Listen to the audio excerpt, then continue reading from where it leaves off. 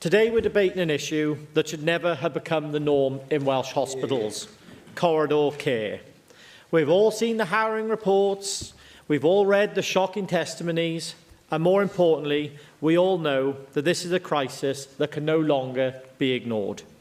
A crisis where patients, mothers, fathers, grandparents are left waiting in chairs for hours and sometimes days, waiting for a bed. A crisis where ambulance crews spend hours parked outside hospitals because there simply isn't enough space inside, and when they get inside, they're left waiting in corridors. A crisis where doctors and nurses, despite their dedication and tireless efforts, are being pushed beyond breaking point, describing their workplaces as war zones, with patients placed everywhere. This is a national disgrace. And let me be absolutely clear. This is not the fault of our heroic NHS staff, who do a phenomenal job under extreme circumstances. They are the ones holding this broken system together. This is a problem of a failure of political leadership, a failure of planning, and a failure to invest in where it matters most. We can fix the crisis in corridor care, but it requires real leadership, real investment, and a real plan, working with the sector to develop the plans needed for change. The Royal College of Nursing has provided a clear, practical roadmap to tackle corridor care, and I commend them for their work in this area. Their report is not about quick fixes or shifting blame. It's about delivering real change, change that will improve patient care and support our NHS workforce as we transition to an NHS in the future fit for purpose. The first step is ensuring dignity in care. Corridor care should never have been allowed to happen, and we must never, ever tolerate it. And this means making it a never event, something so unacceptable that it must never happen. It means ensuring no patient is left in a chair for 24 hours, left without proper monitoring, without access to essential equipment, and left without even basic dignity. It means recognising this is not just about accepting that this is the new normal and this is what we have to accept. This is about patient safety, because nurses and doctors have told us patients deteriorate in corridors and we must act. Patients struggle without oxygen, without privacy. Some have even died while waiting for care. This is unacceptable. If we're serious about ending corridor care, we must also free up hospital capacity. We must pause the reduction in hospital beds and conduct a national review of NHS capacity. Now, let me be crystal clear. This is not about blindly increasing bed numbers or making unrealistic promises to the electorate. That would be irresponsible and not something that a government in waiting, which we are, would do. It's about ensuring we have enough beds in the right places to meet demand. But we also need to speed up hospital discharge. Right now, many beds are occupied by people and patients who no longer need hospital care but have nowhere else to go. Why? Because social care is underfunded, understaffed, and unable to take patients when they're ready to leave. The result: patients stuck in hospital beds when they could have been better cared for elsewhere. So we need to invest in social care, not just for their dignity, but to fix the entire system.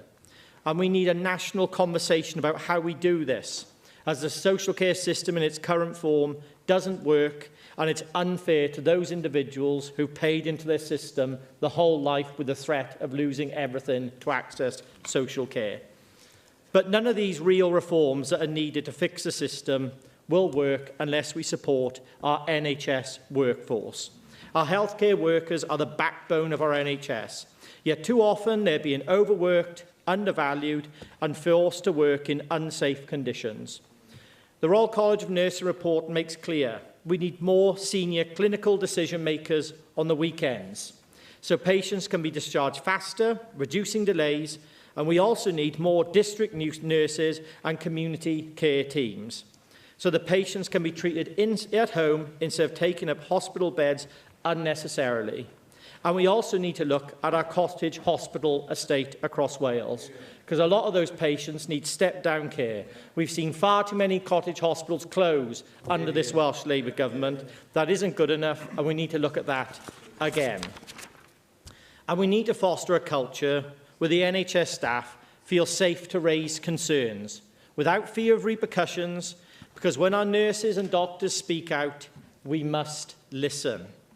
And we must also demand smarter planning and investment. There is no excuses for bureaucratic barriers that prevent patients from getting the care when they need it. The NHS in Wales must be able to safely divert patients to neighbouring services when necessary. That will help ease and stop corridor care.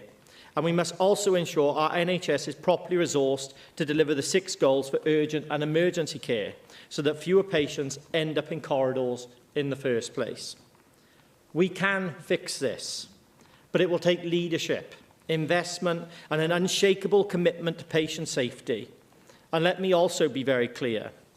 I don't believe this is a funding issue. Over half of the Welsh Government budget is spent in health. Wales is part of the 6th largest economy in the world. There is money in the system, but it's not being spent in the areas where it matters. The Labour government here has chosen to waste millions of pounds on projects that aren't the priorities of the Welsh people, and they've not monitored increased funding amounts to the NHS properly. And as a result of mismanagement and wrong priorities, what does this mean? Patient waiting for days in hospital corridors, ambulance crews stuck outside our hospitals, and nurses and clinicians pushed beyond breaking point. And I say to the people of Wales this: you should not accept corridor care as normal. It's not right. It's not normal. It's not unavoidable. And it doesn't have to be this way.